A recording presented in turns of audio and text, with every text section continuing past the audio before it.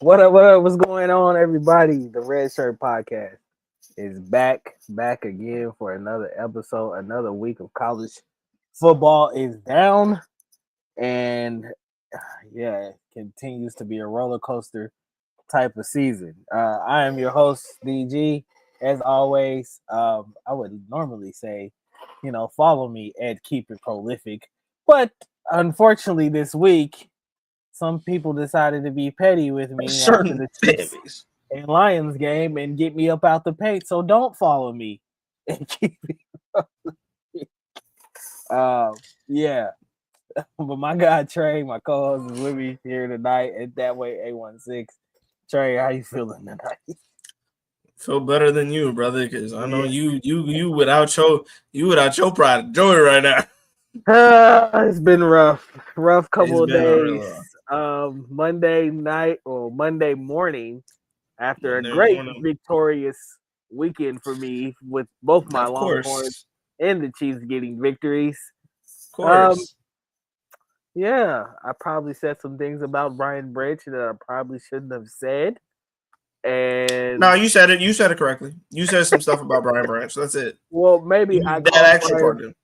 Brian Branch some names that I shouldn't have called Brian Branch on Twitter, and unfortunately, I either got hacked or somebody behind the scenes wanted me up out of there. So yeah, it's been rough for me. These being on the burner is not easy right now.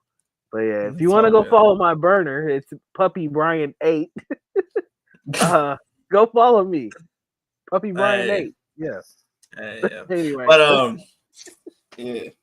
Let's get into this show, man. Very, very, very eventful week 7 of the college football season, man. A lot of great games on the slate that happened. A lot of teams separating themselves. Some upsets. And then some surprising things going on. I think we'll start with the most surprising bit of news. Well, is it surprising? I don't know if it's really all that surprising. I guess it's because it's like the fall from grace happens quick. Like 1 week, brother. You're top 5 team, top 3, and the you got Nick Saban wearing.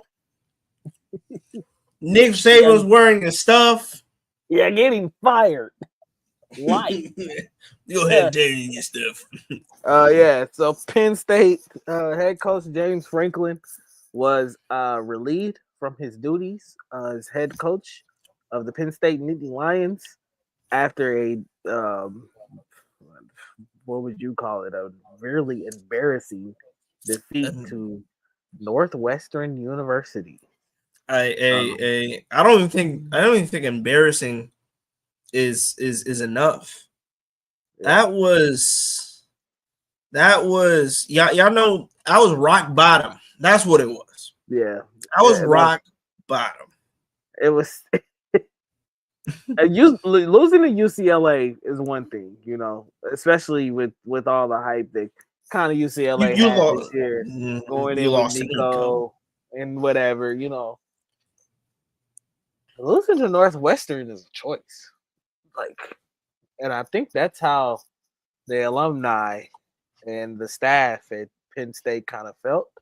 I heard that Adidas also had a big or one of the I think are they sponsored by Nike or Adidas? They're supposed to be Nike, but Adidas has something that's got.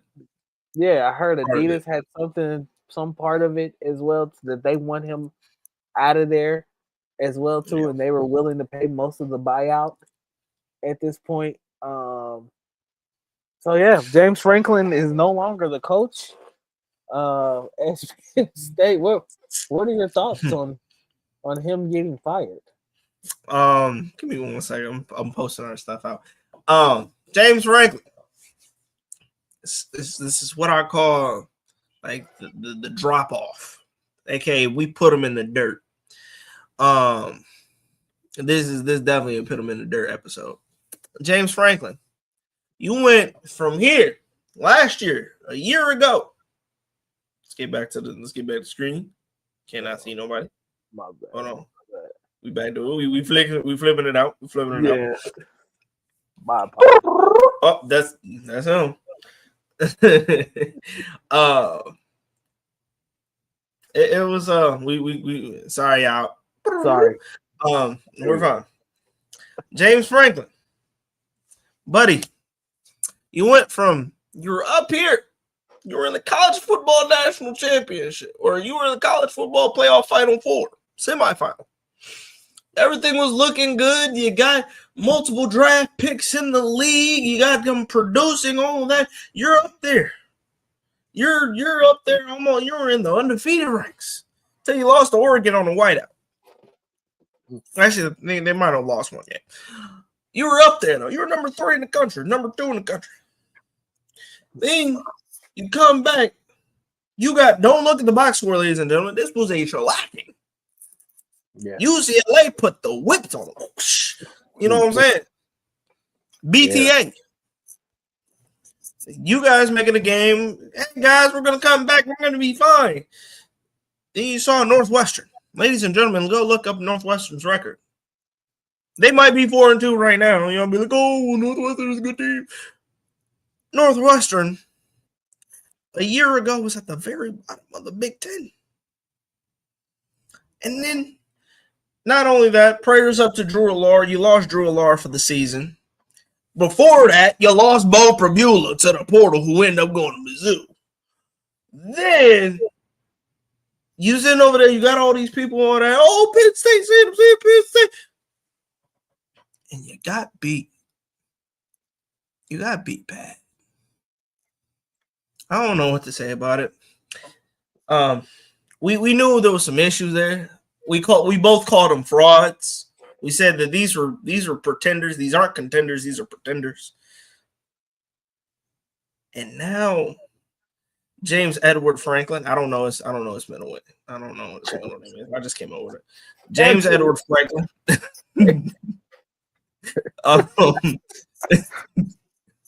You're no longer the head coach at Penn State. Timu Keegan, Michael Key. It's been a good 11 years where you've won no national championships. So I don't know if you could really call it good. But yeah, man. Yeah, y'all lost. You're losers. Gave you life. Yeah. It's over. But if I'm James Franklin, I'm feeling great right now. James Franklin is now the second highest buyout in college football history. Yeah. And all he got to do, he gets to sleep in. He get to watch football like us, but he making money while he's sitting down and watching. Right. But James Edward Franklin II, Cancun is a mile away. You got the money. You can hop on that flight.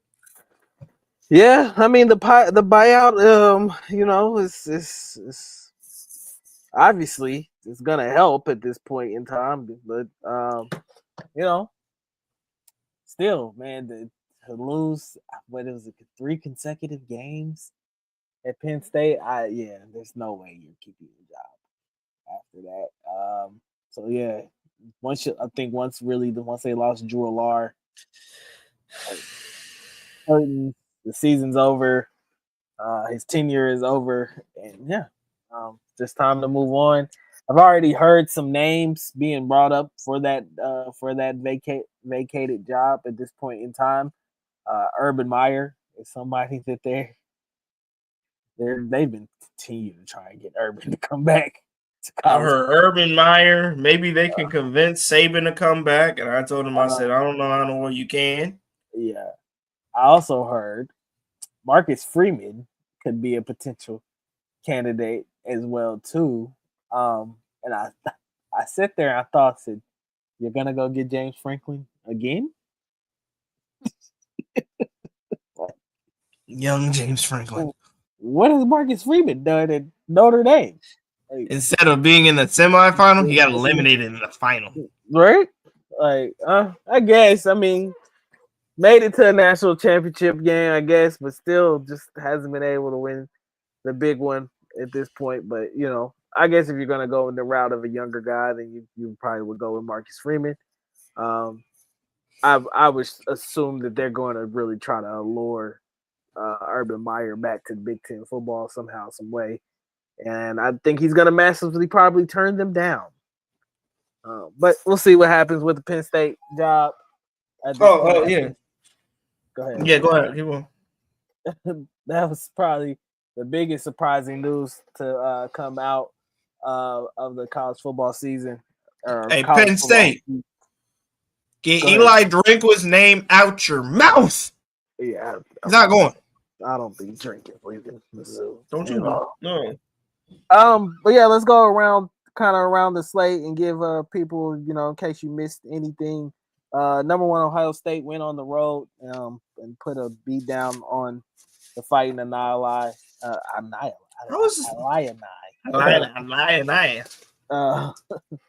ahead. What was you gonna say? Why are we surprised? This same Illinois team got smacked 66 to 6 or something. I'm not shocked at all. Like I told you, I was never buying stock in Illinois. Great Illinois team. basketball. Yeah, it's been great. Illinois basketball, great. Illinois football, who? Number 7 Indiana went on the road to number 3 Oregon, probably the most impressive win over the weekend, beating the Oregon Ducks 30-20 in a game that I was shocked that Indiana went up there and won a game, because we all know how tough it is to get a win in Oregon. It's probably one of the loudest college stadiums in the nation. So to go up there to the zoo and beat those Ducks down was very impressive by Indiana. And Indiana has now definitely climbed into the top of the rankings, as we'll bring up here in a little bit. Ole Miss survived a scare against Washington State, 24-21. Your boy Trinidad continues to shine at this point, and I think he should be considered as a dark Heisman candidate. I'm gonna tell you this right now. Everybody in the story, you can say your stories, whatever the story is, whether it be Ohio State trying to go back to back. The real story of college football right now is a D2 quarterback that not a lot of people he was a backup to Austin Simmons. And Ole Miss has played better with him than he has with Austin Simmons as their starter. That should be the number 1 story. Ole Miss, a top 4 team, is being led that a year ago, not even a full year ago, a quarterback was at Ferris State University. Not even some people know where Ferris State University is located. I don't. Can't lie to you. Yeah. So shout out to Trinidad, man. He's down there balling. They survive a scare. Texas A&M beats Florida. Florida finally comes back down to earth, 34-17. Georgia goes on the road and survives what I feel like was kind of a scare for them in the what do they call their stadium? Jordan Hare. The spookiest, Jordan Hare Stadium. Yeah, that's very spooky stadium, especially if it's that night. A lot of strange things happen there. So Georgia for Kirby and them to come out of that, in one piece was very impressive. LSU beats South Carolina. Tennessee goes on the road and beats Arkansas. Michigan is upset by USC on the road. Yeah. A lot of talk coming from the Wolverine fans, especially in that game. Yeah, one bit of that. Notre Dame continues to lift themselves back up from the ashes of losing 2 games as well too. And then Coach Prime and the Colorado Buffs, an very impressive 7-point victory, 24-17 over the Iowa State Hawkeyes. Cyclones, Hawkeye, Iowa State Cyclones. Yeah, big win for Coach Prime and them. I watched the highlights. Storming the field. It's beating the number 22 team in the country and storming the field is insane, in my opinion. But hey, college football, you can't make up these environments, man. Like, so shout out to the University of Colorado, man. Shout out, man. And the kids up there, man. Hopefully they enjoy their dub Prom. or whatever. A prom. Let's talk fan to dude. Doing a real good job. Y'all what 4? What are they? 4 and 3, 3 and 3, 3 and 4. Yeah, 3 and 4. Got to do better on the record, but it's gonna be all right. Hey, yeah. I need to start involving your tight ends, especially your starting tight ends. Mm-hmm. No, I'm playing. Shout out to the Buffaloes. They're doing a great. They're trying to come up. They look a little scary, but that big one I think is going to be a big one for them. When I mentioned the tight end, that's one of my guys from college, Zach Atkins. He's their starting guy from around here, not too far from here, Overland Park, Kansas. He's KC kid somewhat. You know what I'm saying? He calls him. He recognizes himself as a Kansas City kid. So. Yeah, man, it's good seeing local kids starting to ball out and do their thing in the Division I level. Yeah. Yeah. So shout out to all those teams that got big victories over the last week or over the weekend. We will move on to the new AP top 25, man. Hold on. DG, can we get my stuff out of the way? Because it hurts, bro. Hold on. We're gonna get to you guys in a second. The new AP, Ohio State remains number 1. Miami is at 2. The University of Indiana has moved up to 3. Texas A&M is 4. Ole Miss moves up to 5. Alabama at 6. Texas Tech with an impressive victory over a team we're going to talk about here in a second too. Moves up to 7. Oregon moves up to 8. Georgia's at 9 and LSU at 10 to wrap out the top 10. Some notable teams that had some shifts. Oklahoma falls out of the top 10 at this point in time. USC is back in the top 25 again. Your Mizzou Tigers don't fall too far after a really, what I would say, a narrow victory for the Crimson Tide in Columbia, which we'll talk about here in a second. And my Texas Longhorns are back to being ranked again. All it took was one game, one game, and a couple of articles later, and everybody is back to normal once again. What's your thoughts and opinions on the new top 25 as we move into? See, you win one game, and Texas is right back in it. Act like they ain't never left. It's great. Right. I don't know what college football's infatuation is with Notre Dame. This is anybody else; they're not ranked still. They might be on the outside looking in. They might be knocking at the door. They might, peek through the window. But when it's Notre Dame, they're like, "Oh, Notre Dame let them in." All right. I don't understand what their infatuation is with Notre Dame, but whatever. Cincinnati and Nebraska being in the top 25. I don't know about Nebraska. Sorry, my apologies. Technical issues. Nebraska, I don't know because of the fact that Nebraska is like I didn't watch their game, but I did hear that they won. So shout out to the Cornhuskers and Team Patrick Mahomes. Cincinnati on as well. I think that it was like I don't know who they beat, but I mean they've got I believe they're 4-2, I believe. Yes, Cincinnati took on. Hold on, I got it right here. Cincinnati beat UCF over the weekend, 20-11. So they have beaten Iowa State and UCF in back-to-back weeks.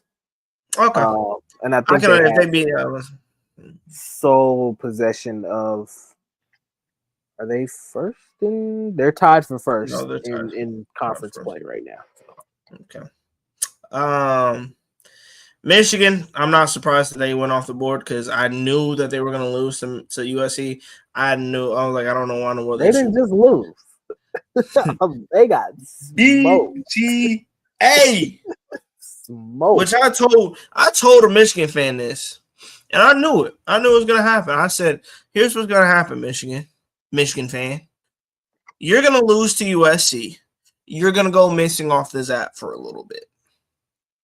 No, I'm not. I'm not leaving. I promise you, I'm not going off the app. I didn't see him in any college football spaces all weekend. Mm-hmm. Michigan, I get it. Y'all trying to build yourself up. You're trying to get receivers, which is something that y'all not good at. Recently. And y'all trying to build yourself up. And I think that the Bryce hype is warranted. But I don't think that I don't know why in the world, like right now, should be, it's not a rebuilding year. It's one of those we're trying to get better for next season. I don't know what that is. Your Texas Longhorns. You know what I'm saying? Y'all, all y'all got to do is beat big old bad old Oklahoma. Yeah. And you get right back, you know what I'm saying? You get right back in the top 25. We'll get to them in a little bit as well. So yeah, it's just yeah. As we move on to week 8, here are the chances for teams to make the CFP. Of course, Ohio State remains with the best odds and chances at this point in time. Indiana chances have moved up massively after their win over Oregon as well. Oregon still remains with a 64% chance as well too. My Longhorns, their possibilities and odds, they were at 22% the previous week before, and now have completely jumped up to 34% to make it in. Unfortunately, your Mizzou Tigers have fallen off this list. But I'm going to now I gotta smoke. That's part 2. You finish off, and I'm gonna get right back into it. Also, Texas A&M has leaped up as well with impressive victories over Florida, and I forgot who they beat the previous week. It doesn't matter. But yeah, Terry, your highest percentage chances to make the CFP as well. We'll move right into that. After that, we'll go to the Heisman odds. Carson Beck continues to lead the odds at plus 350.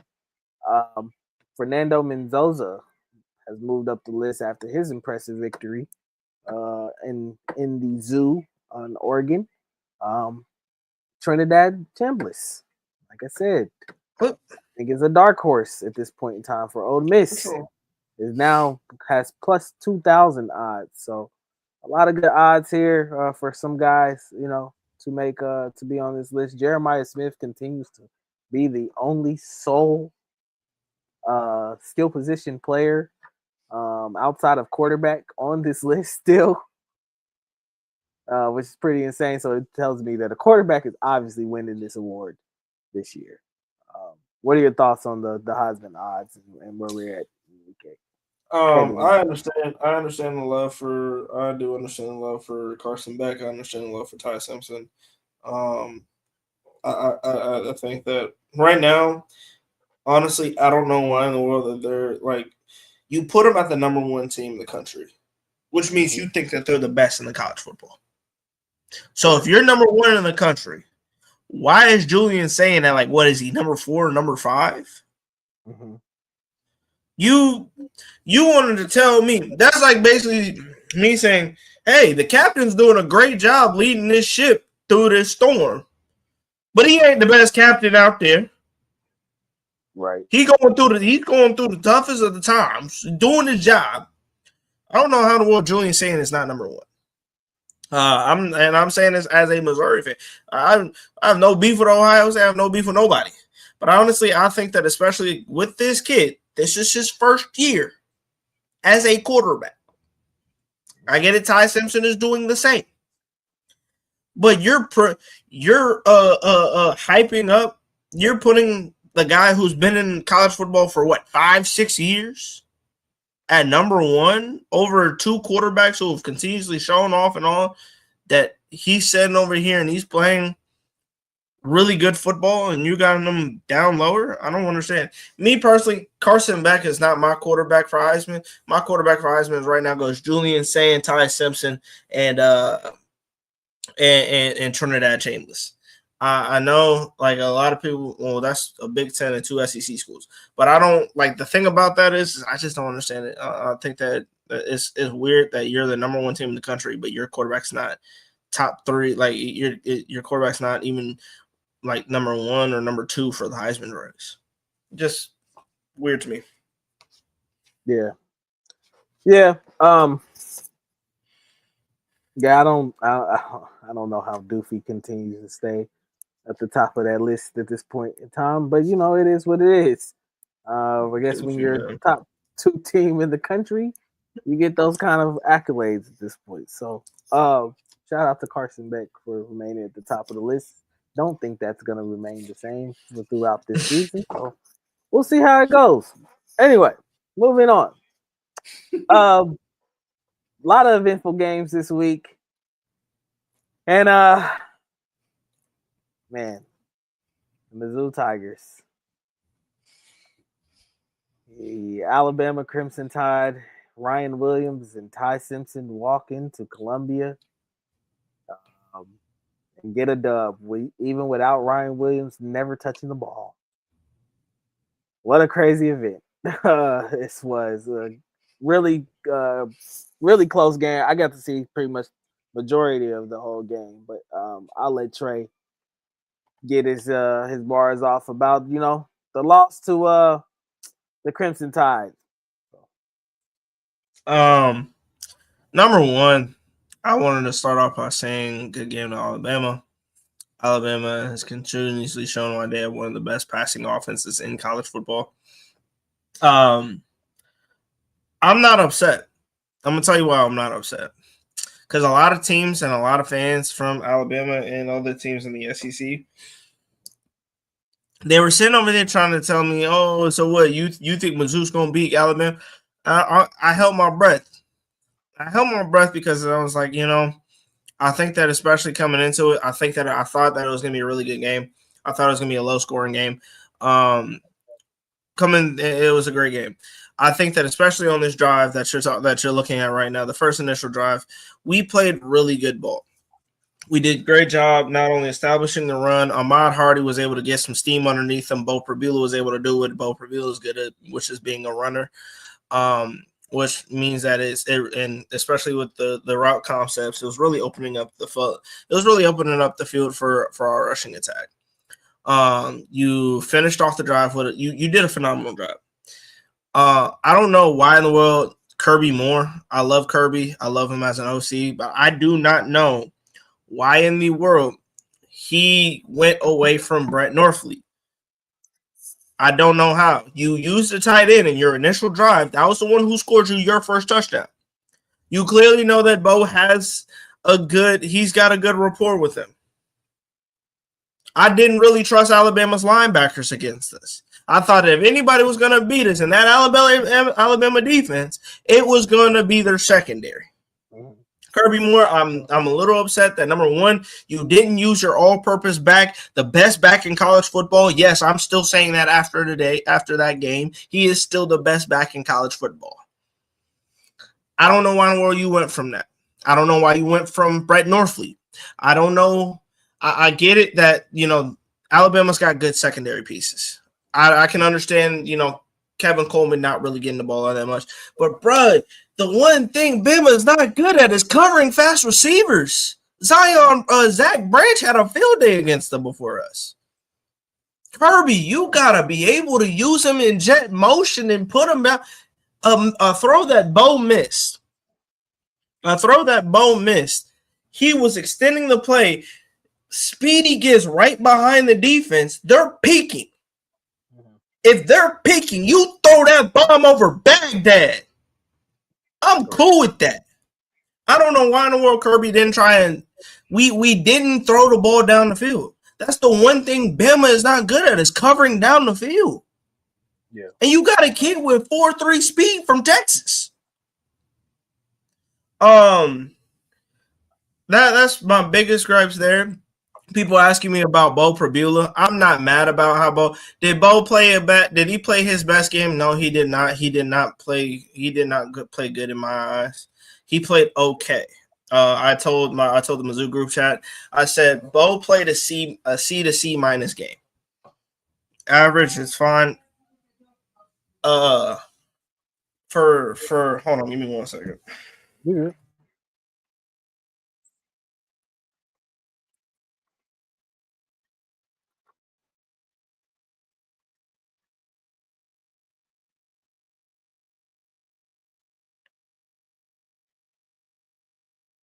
Sorry, y'all, I had to close the door.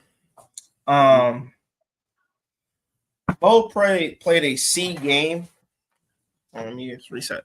Bo played a C game, and I think that he needed at least a B game to win. Other people said A, but I think honestly, especially you didn't need him to be captain Sabre quarterback. You didn't need him to be Patrick Mahomes. You just needed him to be that guy who, when you needed a play, he could give it to you, whether it be through his legs or making good decisions. The last few weeks, he hasn't been really good with his decisions. It looked like he's been trying to be more of a gunslinger, which is he's trying to throw it in the tight areas, make the great throws. I mean, it's just things. I'm not mad about Bo because, again, I'm not. You can take this as a moral victory. I don't care. You could take this as a coping mechanism. I don't care.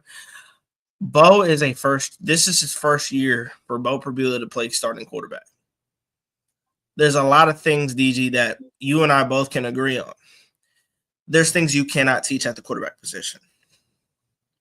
Speed, arm talent, and 2 minute drills. You can practice them. It's not going to guarantee you that you're going to know how to conduct a 2 minute drill until you have been through a 2 minute drill. I think that Bo struggled, especially in that 2 minute drive, the last one to call it, because I think that his second to last drive was really good because he was able to do whatever he needed to do to get it right back in it. I think that the 2 times that he threw a pick, it just kind of messed him up, and he was getting a little bit into his head, and that's something that's just rookie moves. I'm not mad about Bo because, again, even after he throws 2 interceptions, he made a good decision by sitting there waiting for. I mean, he had 3 good touchdowns, especially the rushing one, where he made Alabama player do the 2-step during the game. I'm not mad about how Bo plays. I think that with time, Bo is going to get a lot better because we're only in week 6. We just finished week 6, and we're getting into a week 7. And this was by far his best. This was by far his best task. And I mean, for the most part, he stepped up. But it's like when you really needed him to show up, and when it mattered, he just didn't. He wasn't able to take care of business. I'm more mad at the NCAA because they feel like this is the end all be all for Mizzou, which I just don't understand it. I'm also getting to the defense as well. I'm not trying to put on a tangent, but I don't like. Actually, I'll do the defense first. Defense. This has been the same irritable thing. Your front line is really good. You got Damon Wilson, who got into the backfield a lot. He put a lot of pressure on Ty Simpson. Your linebackers, Josiah Trotter, he was doing exactly what he needed to do, which was stop the run. And if he needs to drop back in coverage, he was great at that. Brother, we always existed. But I think that all in all, it was just, again, I think that we've always existed, brother. You just now tuning in. There's no disrespect. I think that right now, I think Ty Simpson, again, he made some really great throws, especially that 3rd and long.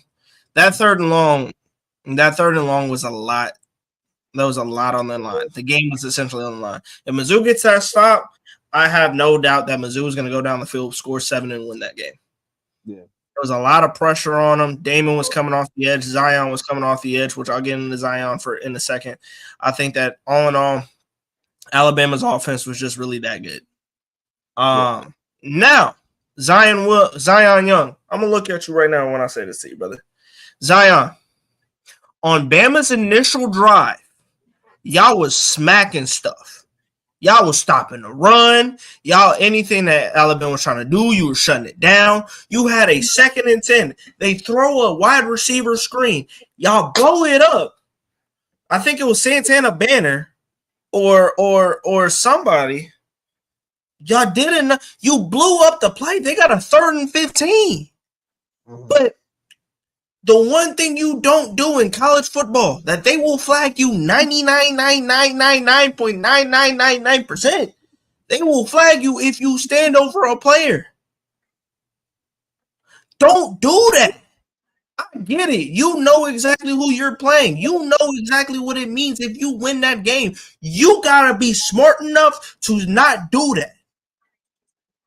You cannot taunt. If you taunt, you give them a free first down, and that's what they got. What happened? Alabama goes right down the field and scores a touchdown. If you take 7 off the board, you're even in that situation, you're putting a lot of pressure on them.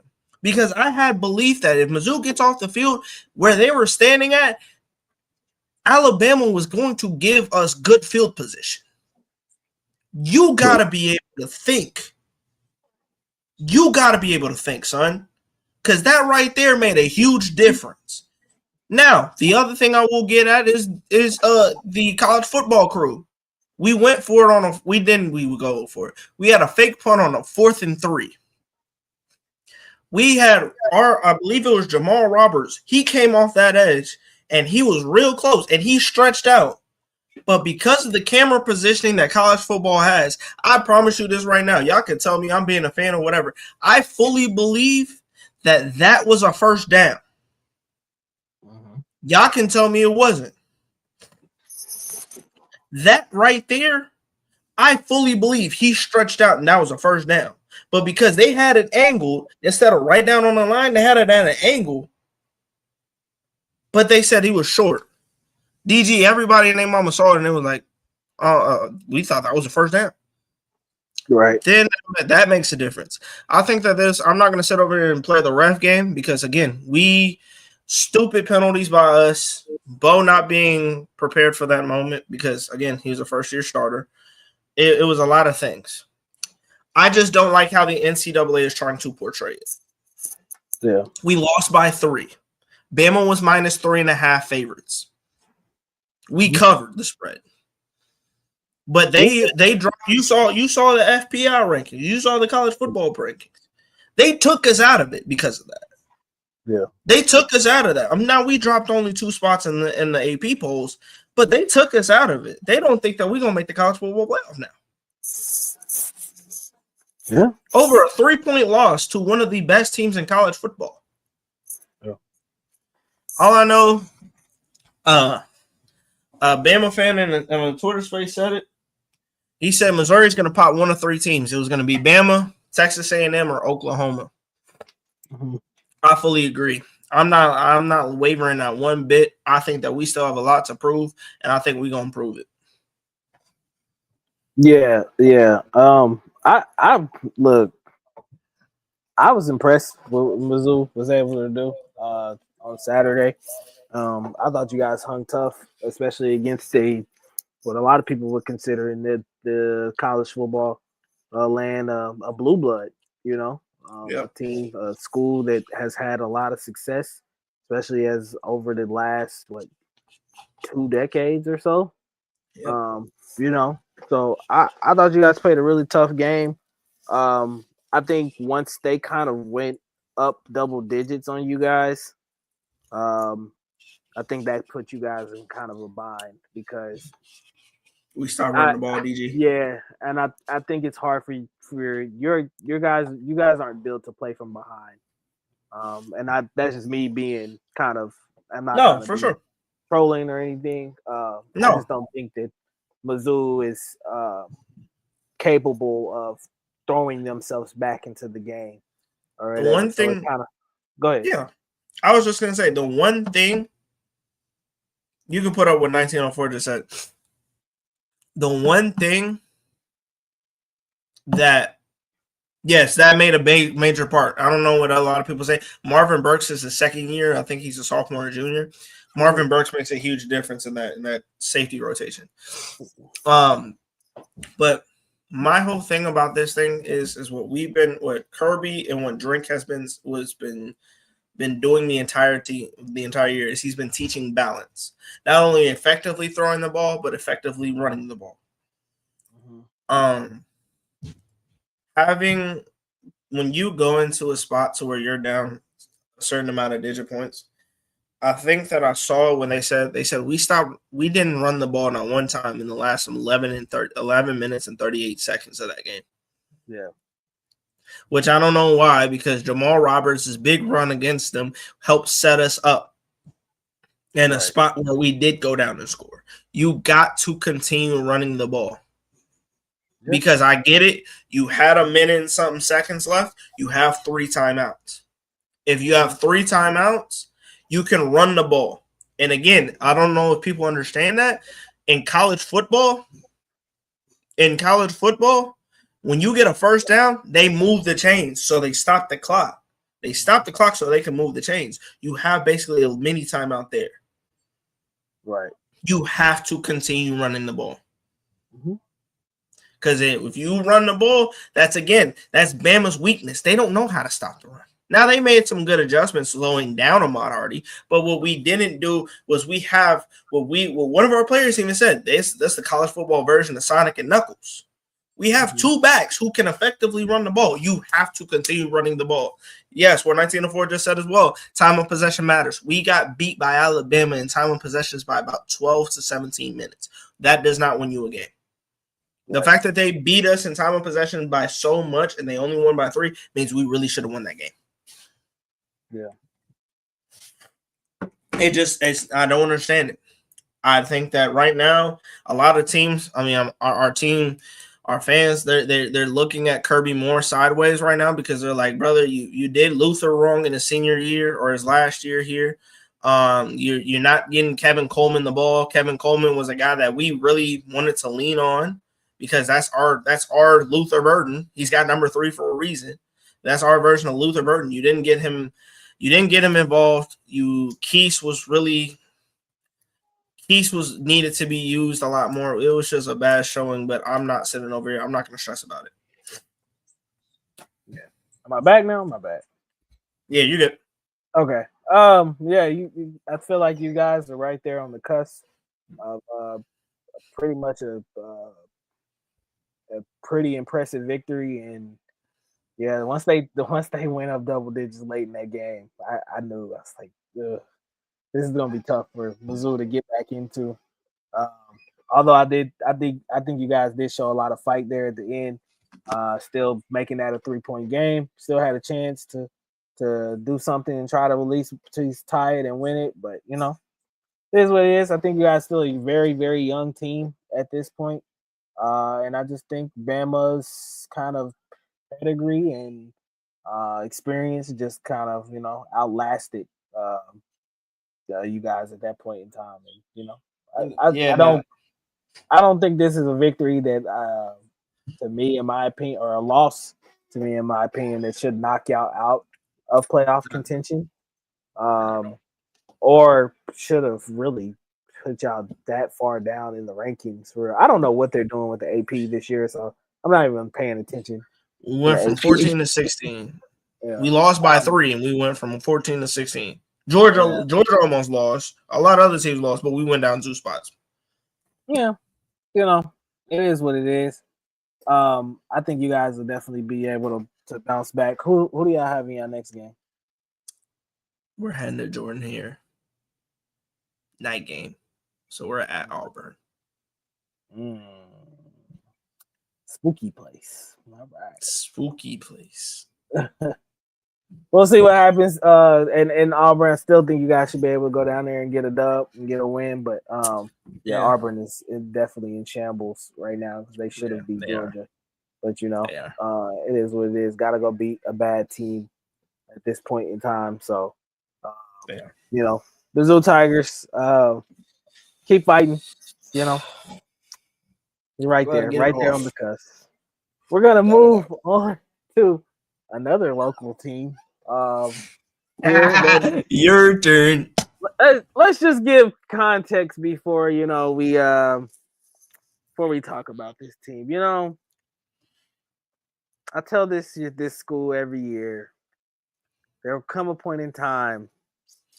We straight 1904. It will be basketball season. What a famous person say? Go stick to basketball.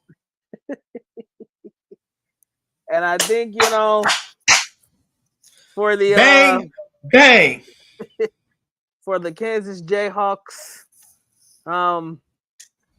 basketball season is upon you, Kansas fans. The eyes of basketball all around you, all the live long day. To let you know that eventually, at some point, it's gonna happen, one way or another. You guys get hyped about beating Fresno State. You get hyped about beating Wagner. You go down and beat UCF. It was like, oh, look at us. Oh, we can make the CFP this year. We can win the Big 12. We can do it. And then you go to Lubbock, Texas. And you get shellacked. 42-17. Texas Tech Raiders had 9 sacks.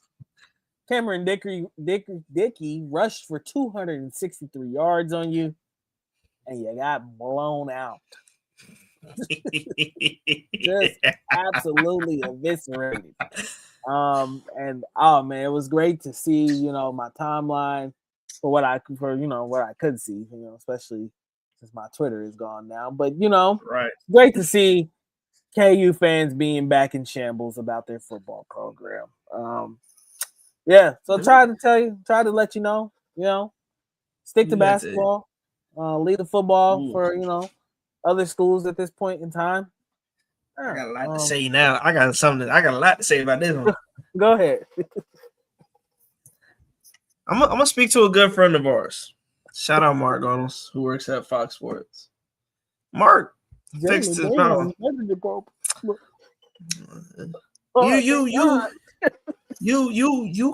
went ahead and you wanted to tell me.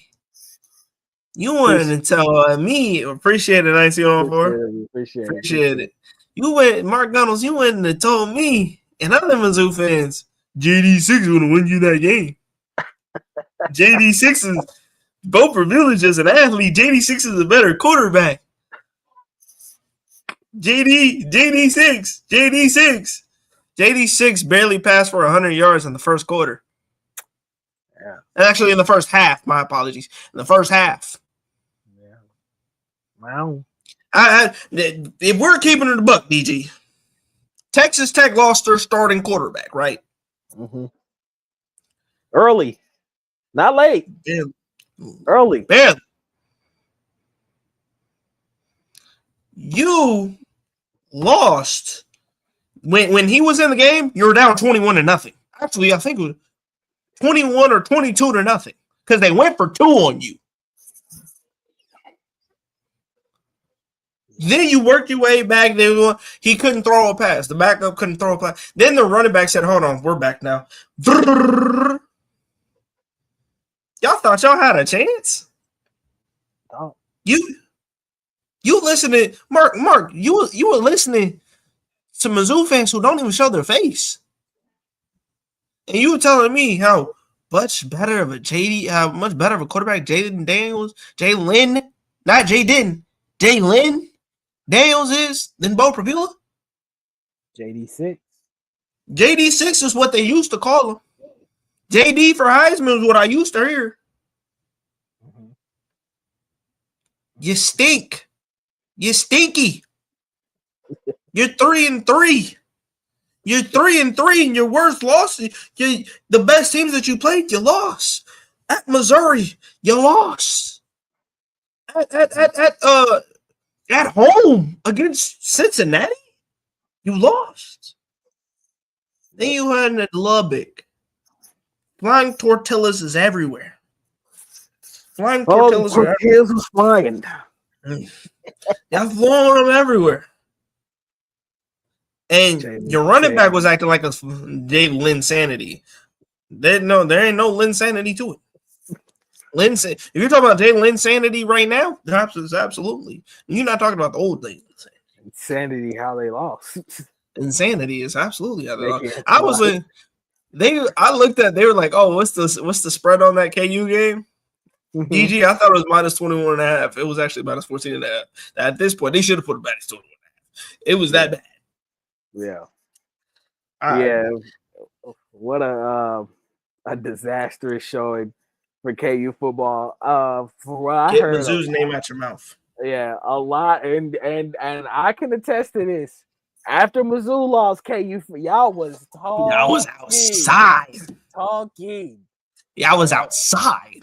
I said, don't be Texas Tech. Our group chat, DG, our group chat that me and you were both in was awfully quiet. Yeah. Yeah, the group chat got awfully quiet after that.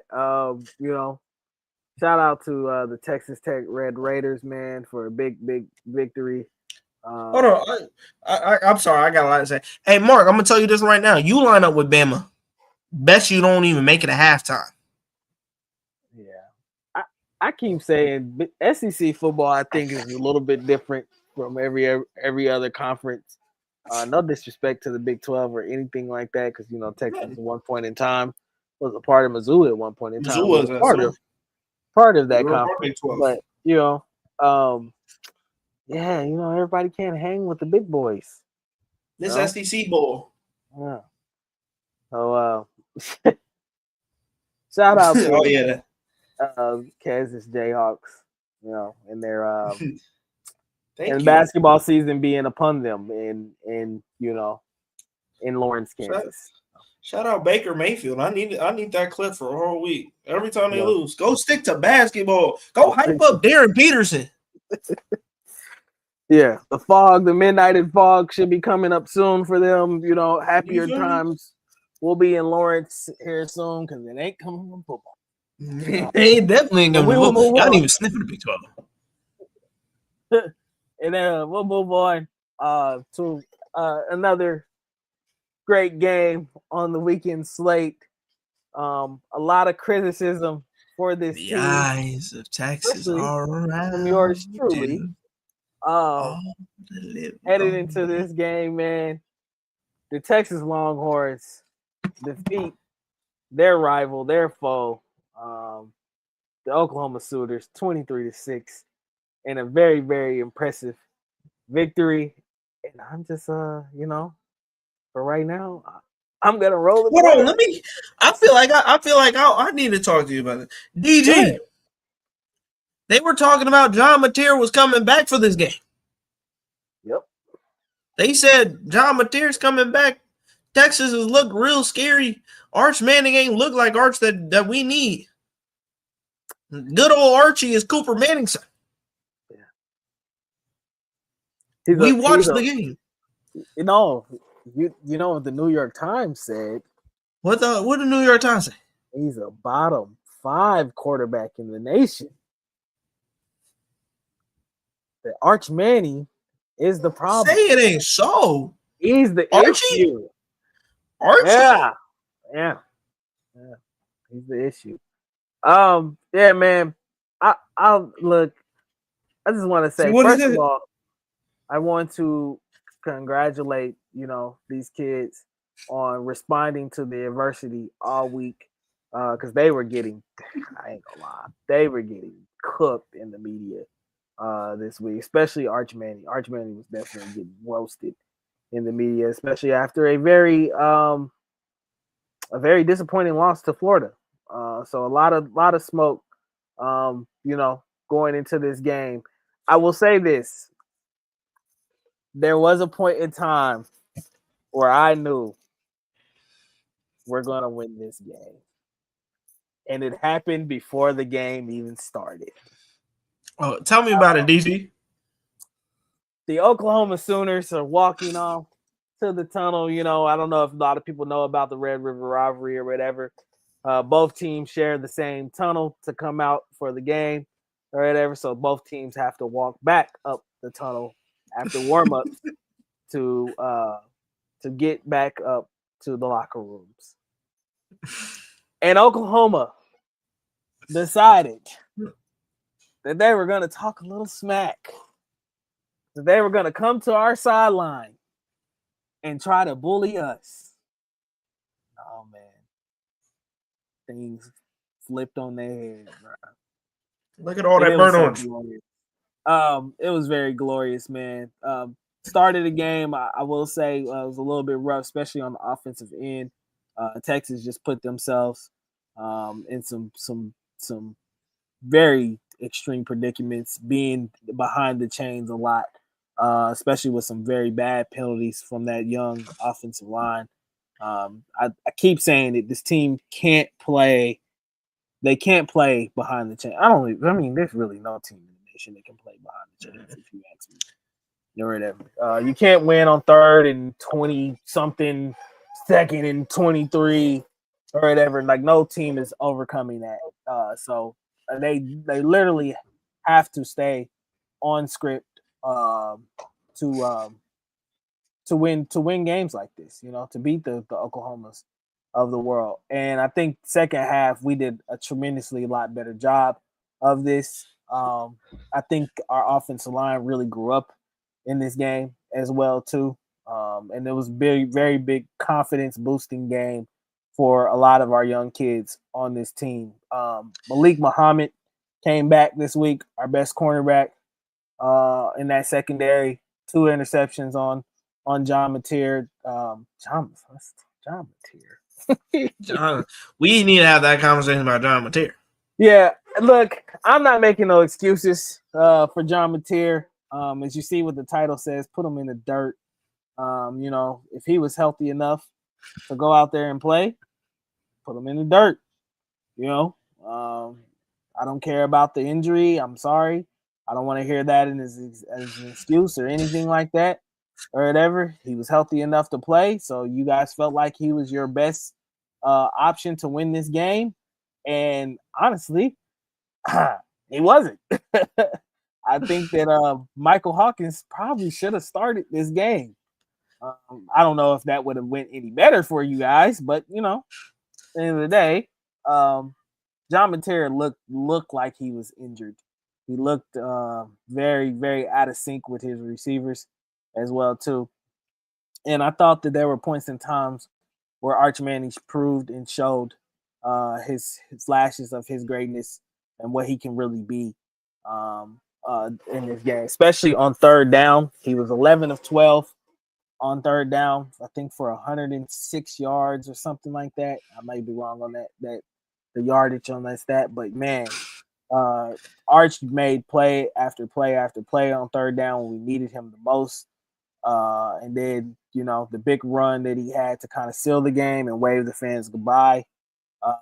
It was phenomenal to see. Contravion Wisner was an absolute animal in this game, especially playing injured. He toughed it out, man. Had some great plays in this game. And I thought our defense once again proved and showed why they're one of the best defenses in the nation at this time. Shout out to Mookie Taft, Jelani McDonald, who you still owe me some push-ups, Jelani, because you had a pick 6 in your hand. We should have been scoring. Grayson Littleton, man, a true freshman, an 18-year-old kid who continues to shine in the secondary, had an interception as well. Colin Simmons was an absolute animal, also with 2.5 sacks. The defensive line as a whole just played tremendously well, and I think Ryan Niblett really put the icing on the cake with his punt return there at the end. You're gonna hear a lot of OU fans cry and complain about a block in the back, but it didn't matter because at that point in time the game was over. John Mateer was not moving that team down the field at all, especially against our defense. Man, it was very, very impressive victory.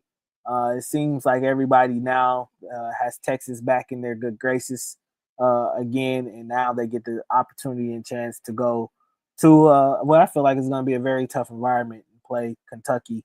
Can't take them for granted at all, especially any SEC team in this conference. You can't take for granted. Got to play them through the whistle as well too. But yeah, man, impressive victory for the Longhorns. I was thoroughly impressed with how Sarkisian handled this game, and I'm glad I feel like he listened to me. You got to turn Arch Manning into Quinn Ewers. It sucks. It's not what we foresaw for this time in the Arch Manning era, but a lot of the passes got rid of a lot of the deep throws, trying to push the ball down the field, mainly trying to stick to more of the short and intermediate. A lot of screens, a lot of short intermediate routes, and using these receivers for their yak and things of that nature. And I thought the game plan was great. We ran the ball really, really effectively, especially in the second half. Really started to lean on that Oklahoma defense, which was a defense that a lot of y'all told me was the best defense in the nation. That's what I heard going into this game. Didn't look like it to me. You let Arch Manning, who y'all said sucks, Arch. Who y'all told me sucks, look very, very impressive against you. You know? So yeah, man, I know that a lot of people will still probably watch this game and say that Texas still has a lot to work on. I agree, but I think this was this game they saved their season pretty much. If you lose this game, you go to 3-3. Season's pretty much over. College football playoff chances is pretty much over. SEC championship game hopes are pretty much over at that point.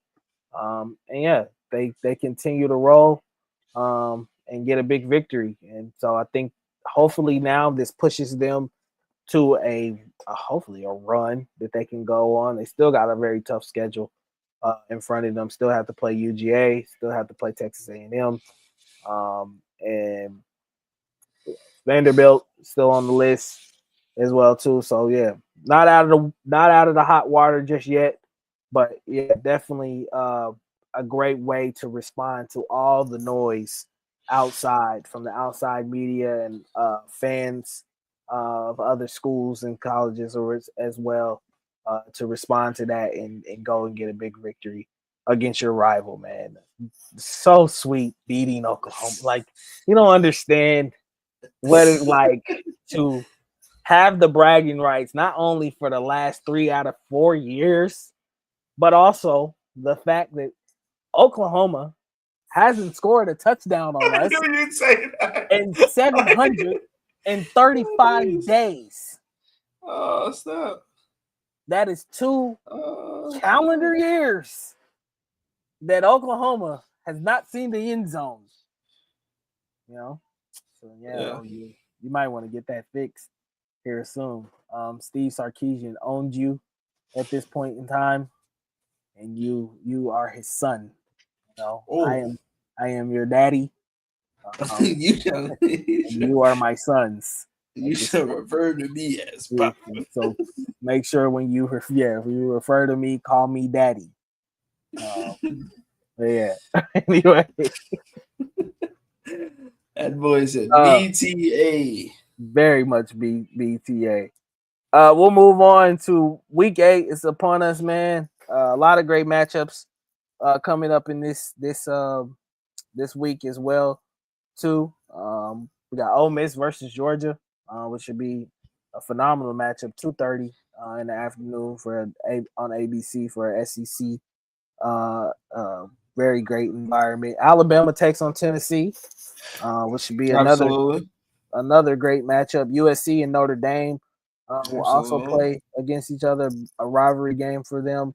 Your Mizzou Tigers travel to Auburn to face a very tough Auburn team at this point. Yes. Can't lose that game. Cannot. Who else do we got? We got LSU and Vanderbilt take on each other as well. LSU travels to Vanderbilt to play them. My Texas Longhorns go to a night game. I'm gonna say this. There's something different about Kentucky at night. There is. We have to be ready for that environment and what it's gonna be like. I don't care if they're 2-3. That place is gonna be an absolute zoo house on Saturday night. So hopefully they are ready to play But what games are you intrigued by the most? What will you be watching outside of obviously your? I was in a college football space, and they're like, if you look at the lines that were that I feel is a little bit scary. I think that I said your Texas Longhorns versus Kentucky was one of them because they have y'all minus 12.5, which yeah, Kentucky at night is very different. I don't know why in the world they don't believe that. I think Bama Tennessee. I got to see it on Twitter. Bama versus Tennessee is one of those rivalry games that both fans just do not like each other. Like Tennessee hates Bama. Bama hates Tennessee. Their fans are very vocal about it. They both hate each other. So that's going to be a very action-packed game. USC and Notre Dame is going to be something. Because honestly, I believe that if USC beats Notre Dame, I got to come back to the screen for this. If USC beats Notre Dame, don't mention Notre Dame in college football playoff in the same sentence ever this season. Because if Notre Dame is to lose to USC, that should theoretically take Notre Dame out of the college football playoff because they're at 4-2. If they lose again, that's 3 straight losses against ranked teams. Yeah. You have not won a ranked game, Notre Dame, which makes me wonder again why they're in the top 25.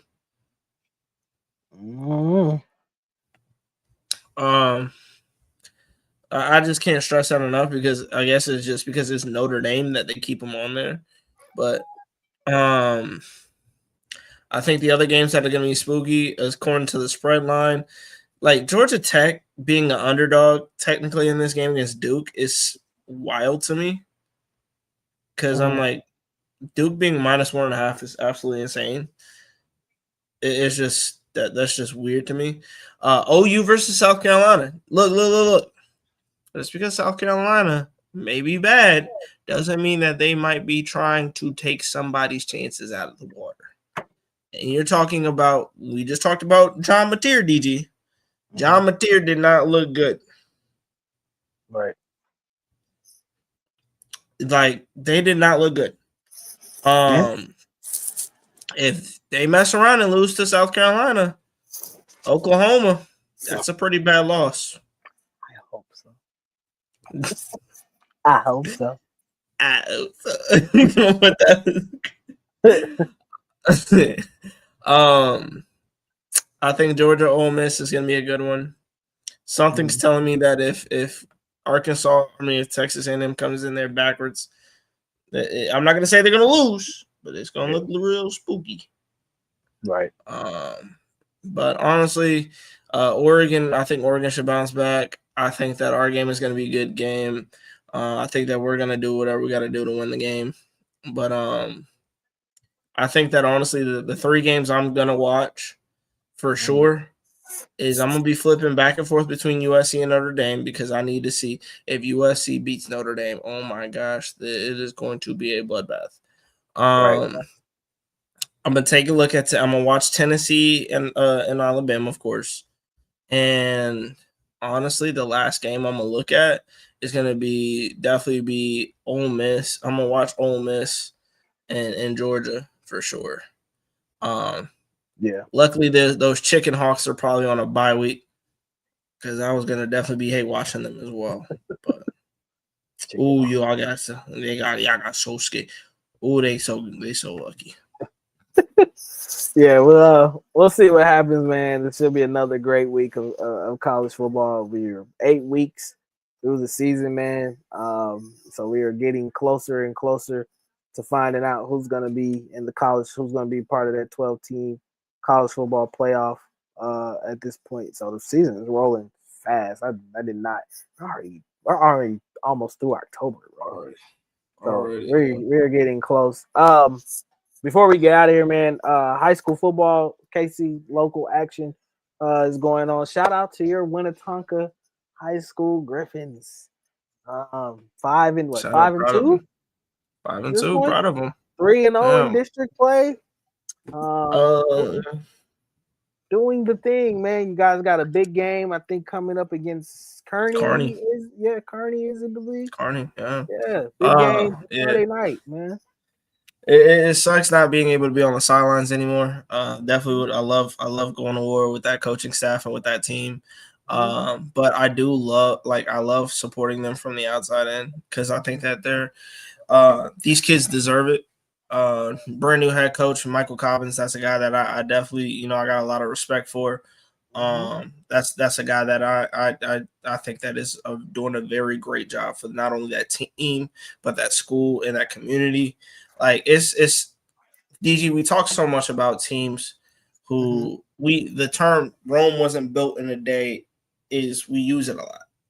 Right. Essentially, that is what Wintertalk has already done. You bring in a new coach. You only kept three coaches, and they were really good coaches. And you're flipping them already from what they were 4-6 last year to now they're already 5-2, and they're about to go up against one of the best teams. If they pull it out, they're gonna have Kansas City stunned. And I believe that they are gonna have a lot to play for. And I'm so proud of that team. I'm so proud of that coaching staff. I'm so proud of everybody that's involved. I'm rooting for them. I hope that they go. I hope they win a district championship. I wish nothing but success for them. So, yeah, man. That's gonna be a lot of local KC teams doing really well right now. Blue Spring South is 7-0. Lee Summit North at 5-2. Rockhurst at 6-1. Liberty is at 6-1 as well too. So yeah, a lot of teams around the metro. Hey, you saw them. You saw Liberty. Liberty got them Patrick Mahomes jerseys now, man. Pat went ahead 15, hooked them up. That was shout out to Pat for doing great things in the city, man. But yeah, a lot of great high school football action going on around the city. So get out and support your local high school or any high school kids as well. They are the future. They are future stars out there on the field. Could be playing for your college or university here soon. You never know. So get out there and support, man. They could be on your future NFL team. We know that personally. Yeah, that is true. That is true.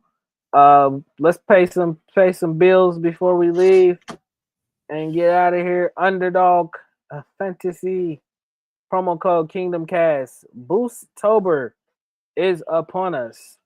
You get a boost every day in October.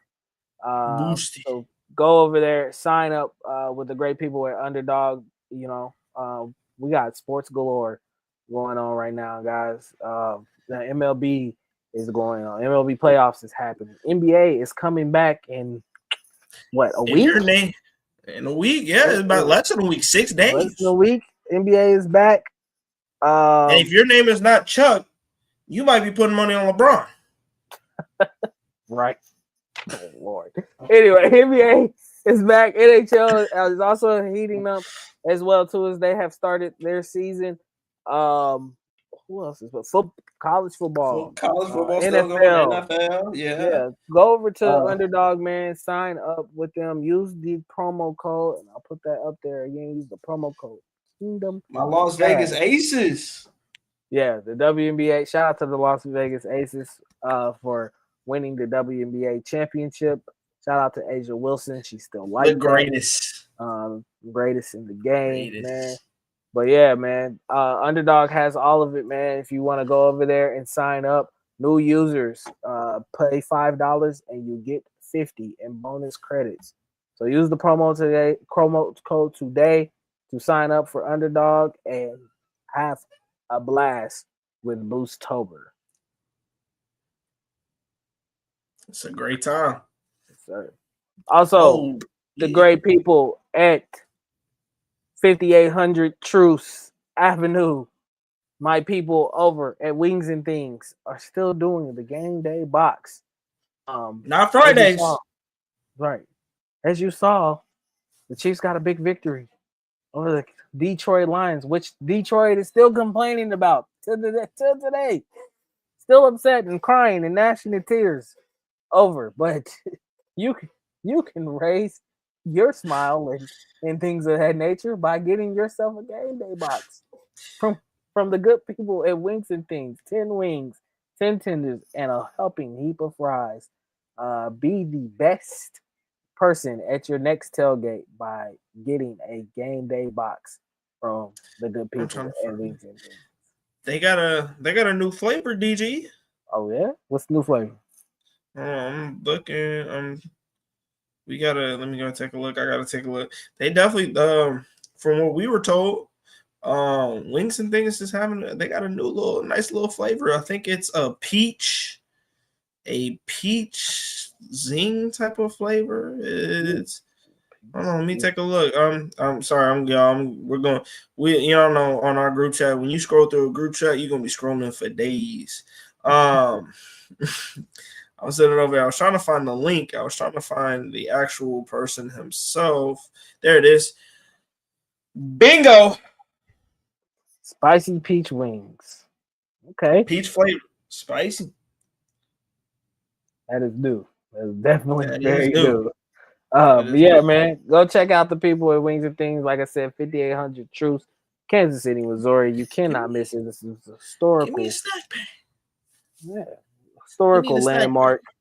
So tell them that the people from Kingdom Cast, tell them Tre and DG sent you over there to get some wings or to grab a game day box as well. Go grab DG a box. Go grab DG a snack pack, man. Go grab me a snack pack, man. Chiefs play early this week, so 12 o'clock. You better get up there and get your game day box, before they sell out of them, man. So they might do. Y'all might want to have victory wings. Never know. You might want to watch a late game or the Sunday night game or whatever, before you get yourself a game day. You trying to sit back after your team just whooped on the Raiders? Geno Smith threw 1 or 2 interceptions, and you feeling a little comfy. Bask in the glory. Bask in the ambience of 10 tenders, 10 wings, and a large. With you an extra ranch, some rolls, and a large strawberry. Correct.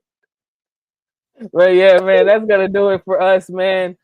We appreciate everybody for pulling up and watching us today on the Redshirt podcast. We will be back next week to discuss all the games that happened and discuss our own teams and all the local teams as well too, and their victorious or their losses next week. So yeah, man, appreciate y'all.